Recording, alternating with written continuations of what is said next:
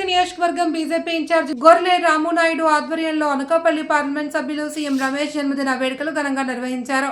ఈ సందర్భంగా రామునాయుడు కూటమి నేతలు కలిసి కేక్ కట్ చేశారు. అనంతరం పేదలకు వస్త్రాలు పంపిణీ చేసి అన్నదాన కార్యక్రమాన్ని ప్రారంభించారు.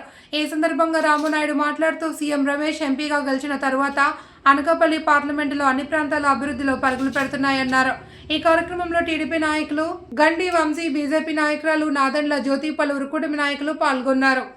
ఆయన ప్రస్తుతం రాజకీయాలకు ఎలా వచ్చిందనేది చెప్పడం జరిగింది. అదంతా చెప్తే ఒక 2 ముక్కల్లో నేను అది క్లోజ్ చేస్తాను. ఆయన కూడా ఒక సాధారణ కుటుంబంలో పుట్టి తండ్రి 4 కొడుకులు, అలానే ఇప్పుడు ఒక ఆయన చనిపోయిన 3 కొడుకులు ఉన్నారు.